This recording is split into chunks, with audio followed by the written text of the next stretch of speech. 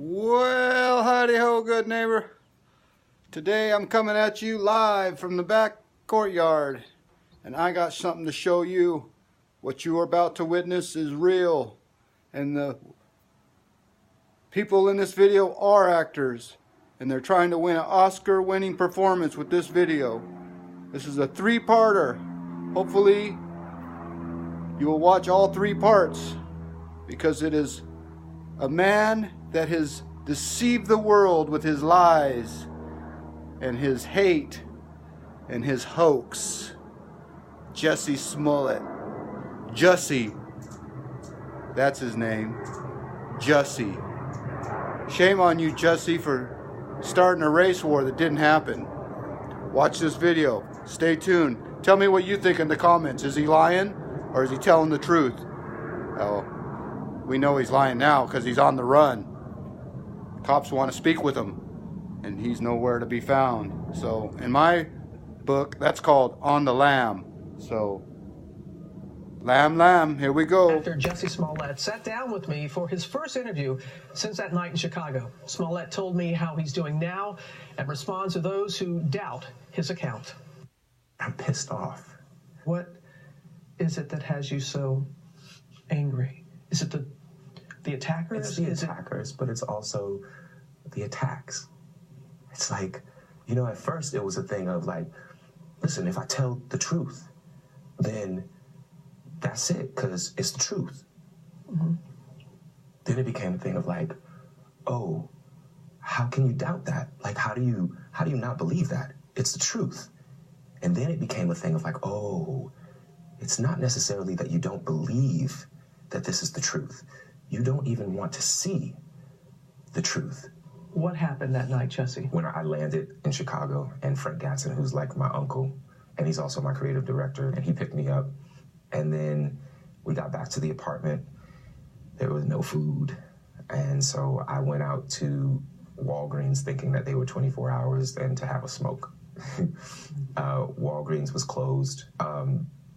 So I called him up and I said, hey, I'm going to run to Subway, which was across the street, and I'm going to get a salad. Do you want anything? I went to the Subway and got the order. During that time, I texted my manager thinking that he was still in Australia because he was on an Australian tour with one of his other clients. Mm-hmm. And I said, yo, call me when you can. He called me immediately. And while he was on the phone, I heard, as I was crossing the intersection, I heard Empire. And I don't answer to Empire. My name ain't Empire. And I didn't answer. I kept walking, and then I heard Empire.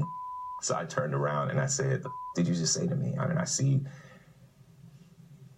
the attacker masked. And he said, this MAGA country punches me right in the face. So I punched his ass back.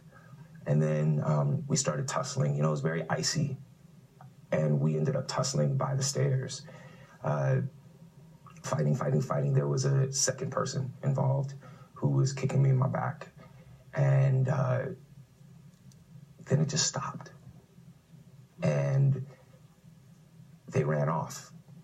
And I saw where they ran. And the phone was in my pocket, but it had fallen out. And it was sitting there. And my manager was still on the phone. So I picked up the phone and I said, Brandon. And he's like, what's going on? And I said, I was just jumped. And then I looked down and I see that there's a rope around my neck, which I hadn't. You hadn't noticed it before? No, because it was so fast. You know what I'm saying? It was so fast. How long did this all It felt like minutes, but it probably was like 30 seconds, honestly. I can't tell you honestly. I noticed the rope around my neck and I started screaming.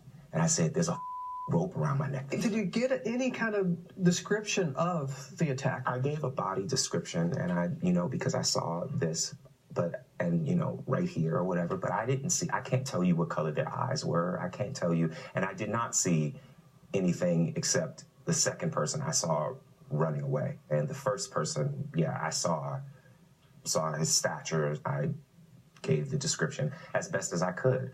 You have to understand also that it's Chicago in winter. People can wear ski masks and nobody's going to question that. The police have gone through a lot of video and they were able to capture an image of two people of interest Have you seen that image, and do you believe that they could possibly be the attackers? I do. What is it about their size, or why do you feel that they could possibly be? Because I was there. For me, when that was released, I was like, okay, we're getting somewhere. I don't have any doubt in my mind that that's them. Never did. Why did you hesitate to want to call the police? You know, there's a level of pride there. We live in a society where, as a gay man, you are considered somehow to be weak. And I'm not weak. I am not weak.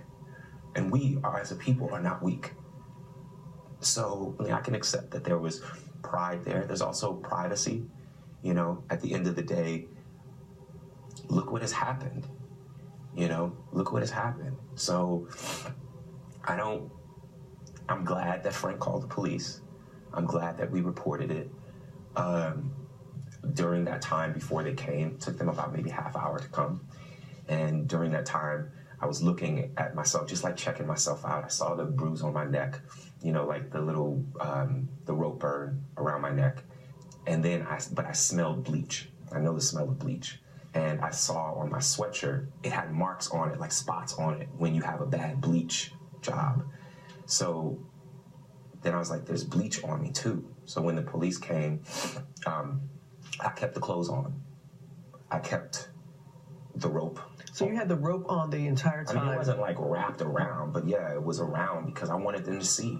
I wanted them to see what this was. I told them what happened, everything. I also asked them to turn their body cams off because they were trying to stay in the hallway. And I was like, please just come in. Like, I don't want a big scene with my neighbors and with like the second round of police officers. I went down to where it happened and I walked them through exactly what happened. And I looked up and I saw that there was a camera directly on the light post that is in the intersection. So I'm like, there it is. A potential break in the case that would eventually fall apart days later. And then the detective told me that the camera inside of the casing was facing north, so they didn't have it. And that was disappointing. The vast majority of people have been supportive and loving and understanding. And then as time has gone on, and that there's no, you know, it's 2 o'clock in the morning, you're going to Subway, Sub-Zero. Subway is open 24 hours. Like, people kill me when they say things like that because it's like Subway is open 24 hours for a reason.